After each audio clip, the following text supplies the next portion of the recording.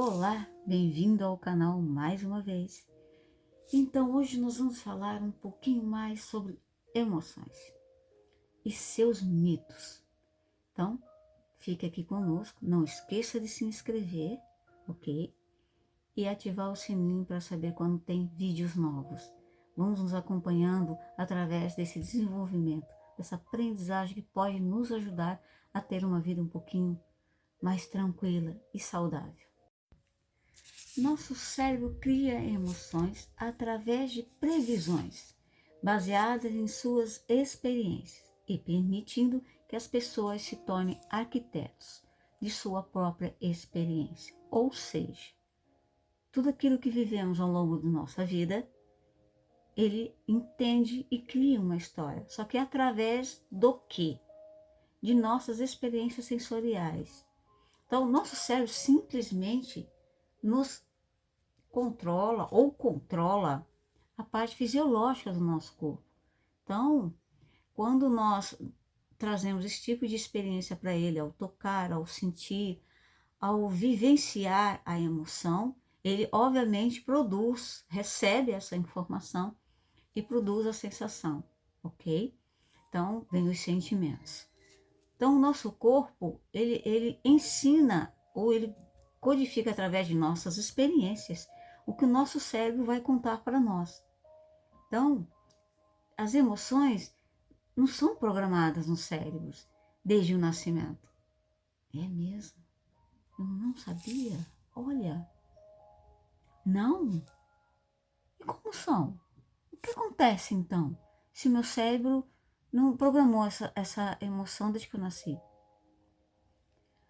A ideia do nosso cérebro ser racional ou irracional, ou se eu controlo ou não controlo, se eu controlo, eu sou uma boa pessoa, se eu não controlo, eu não sou uma boa pessoa, eu sou uma pessoa inconstante, né, com pensamentos delirantes, ou ajo de forma que não devia.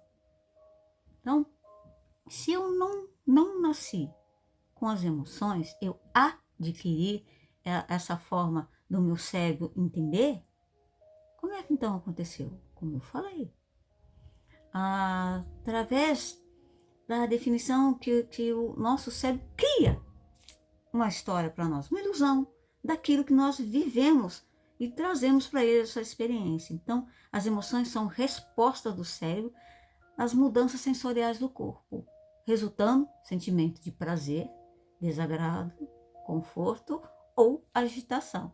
Então, o cérebro cria uma história baseada naquela experiência que você passou para ele interpretar e reagir a essa emoção. Difícil? Não.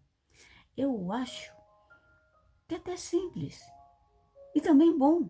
Não nascemos com as emoções. Então, eu posso adquirir experiências novas, correto? A regulação do corpo pelo cérebro é uma resposta às informações sensoriais. É fundamental para a formação das emoções e sentimentos. Então, vamos dizer, conforme as nossas experiências, meu cérebro adquire informações, correto? E elas recebe dessa forma e transforma nas emoções e sentimentos. Então, os sentimentos são resultados das emoções, que são interpretadas como experiências anteriores, influenciando o pensamento e as decisões e ações.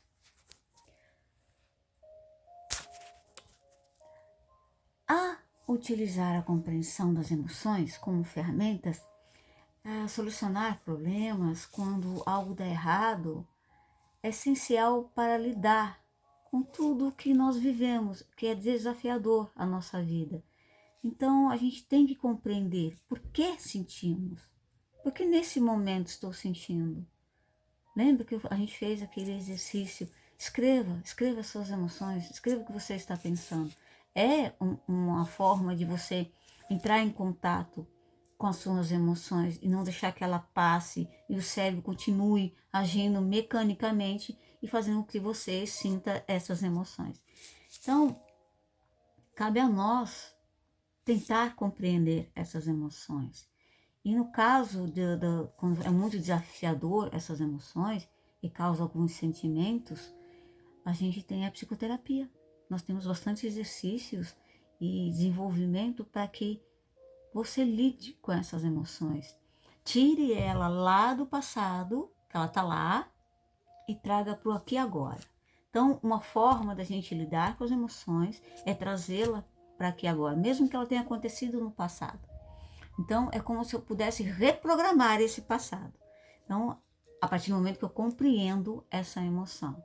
Assim, o mesmo acontece com o trauma.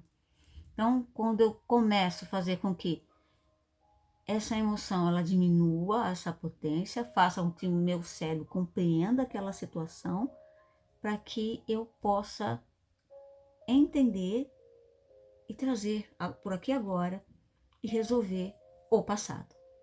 Então, olha só como é importante saber que as emoções não são tão definidas assim que nascemos, e sim a maneira que fomos crescendo e vivendo as experiências e passando para o nosso cérebro, que vai interpretando. Então, no caso de uma depressão, o nosso cérebro entende que tem que economizar. Por quê? Ele vai economizar energia por causa do que nós sentimos, né? Com a nossa emoção, do que ele vai interpretar. Por exemplo, a fadiga, a falta de concentração, o desânimo. Então, o nosso cérebro vai economizar essa situação para que não tenha danos maiores. Então, o tempo todo, o nosso cérebro está trabalhando para nos proteger. Não parece, mas sim, ele é um grande defensor da vida, porque a função dele é fisiológica. Ele tem que fazer que o nosso corpo funcione. Se algo a ameaça, então ele vai fazer o seu controle ou interpretar de uma forma para que não haja danos ao corpo. Então, para que a gente entenda novamente,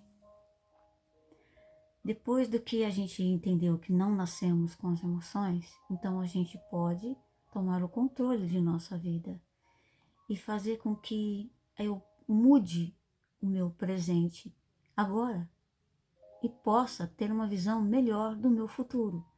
Sendo assim, praticar novas experiências, por exemplo, pode nos auxiliar para que o cérebro se adapte.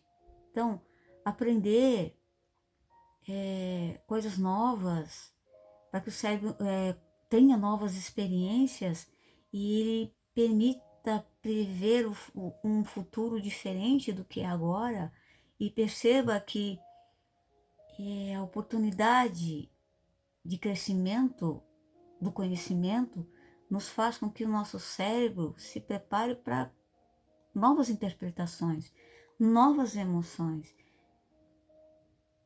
e que nós possamos também ter controle delas.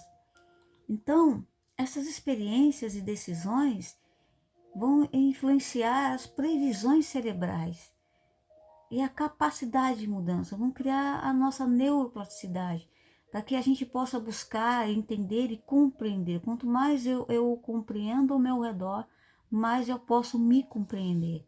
Então, você vai dizer ao seu cérebro que você está no controle, que você tem uma possibilidade de aprender